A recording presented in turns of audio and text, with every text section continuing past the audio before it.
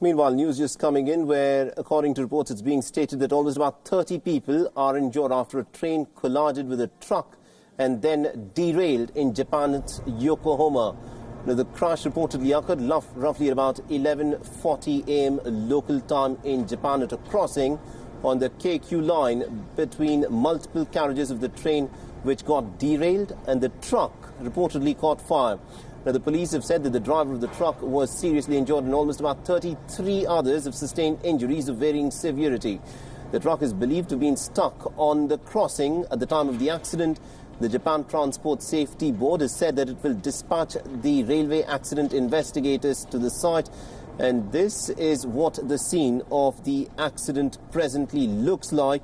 And also there are, at this point of time, reports which state that the incident, of course, occurred at about 11:40 a.m. at a crossing on the KQ line between Kanagawa, Shimachi and the Nakakido stations. Now, the first three carriages of the train reportedly derailed, and the truck, which is believed to become stuck on the trains before the accident, caught fire. Now, a 67-year-old man is also said to have been killed. Now, these are unconfirmed reports that are coming in terms of one person who is reported to have been killed in the incident. And there are several other people, at least 30 of them, who have sustained injuries of varying degree.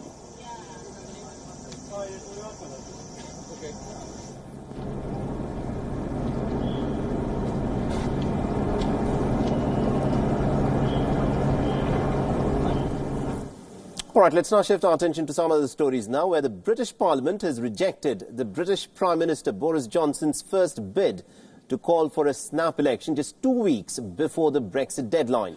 Now, Boris Johnson needed at least about two-thirds of the members of Parliament to back him.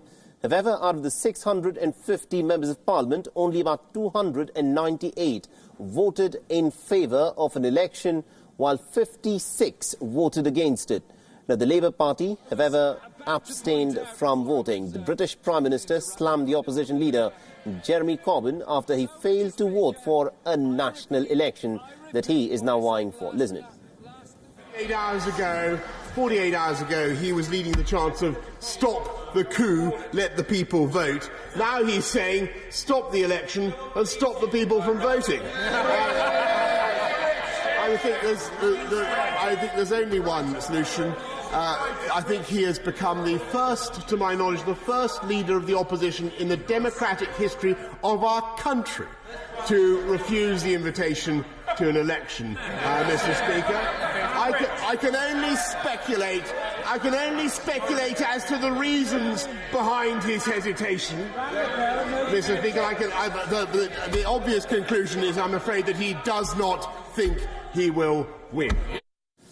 Remember, this is not the only setback that Boris Johnson is facing. The Parliament had in fact voted in favour of a bill aimed at blocking a no-deal Brexit on the 31st of October.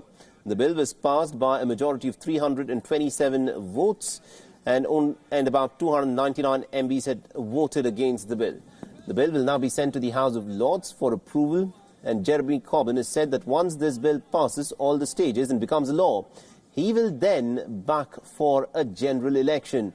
He has referred to a no-deal Brexit scenario as extremely difficult for the nation. Listen. Well, he obviously didn't hear what I just said. I was about to point out, before I was gently interrupted by the honourable member, that the offer of the election today is a bit like the offer of an apple to Snow White and the Wicked Queen, because what he's offering is not an apple or even an election, but the poison of a no deal. So, Mr. Speaker, I repeat what I said last night. Let this bill pass and gain royal assent, then we will back an election so we do not crash out with a no-deal exit from the European Union. All right, so that is what Jeremy Corbyn had to say, and this is the bill that's now been passed. So let's take a look as to what the bill actually says. Now, as per the bill, the British Prime Minister has time till the 19th of October to either pass a deal in the Parliament or get the MPs to back a no-deal Brexit. Now, if he fails to do so, then he'll be forced to ask for an extension of the Brexit deadline from the European Union. The new deadline will then be the 31st of January 2020. This, of course, is a tentative deadline. And if the EU proposes a different date, then Johnson will have about 2 days' time to accept it. The members of Parliament will then have to vote on that. This, however, is not the final bill. The House of Lords could pass many amendments. They've already suggested almost about 80 amendments to this bill that's been passed by the House of Commons over the course of the next few days. And if it does so, the amended bill will, of course, come back to the House of Commons for further approval. Now, once the bill passes all the stages, it will then be sent for the royal assent from the Queen. And it is after the royal assent that the bill then turns into a law. Now, the question, of course, is, will the House of Lords vote in favour or against the bill? Our London Bureau Chief Mandy Clark gets us more information. In the House of Lords, there are a number of peers that are Brexiteers that support leaving a no-deal situation. They don't like this bill, and they've added 90 amendments. Essentially, they're trying to filibuster to try and stop it becoming law. However, there is a large number of peers that are Remain peers. They want to see it passed. They brought their duvets. They brought food to the House of Lords. They are preparing for an all-nighter and much longer if required. The House of Lords has up until Friday to debate this, but it could go on until Saturday, on until Sunday. In all likelihood, even though many Brexiteer peers don't like it, they will, in all likelihood, pass it after all those amendments have gone through. Then it will get royal assent and become law.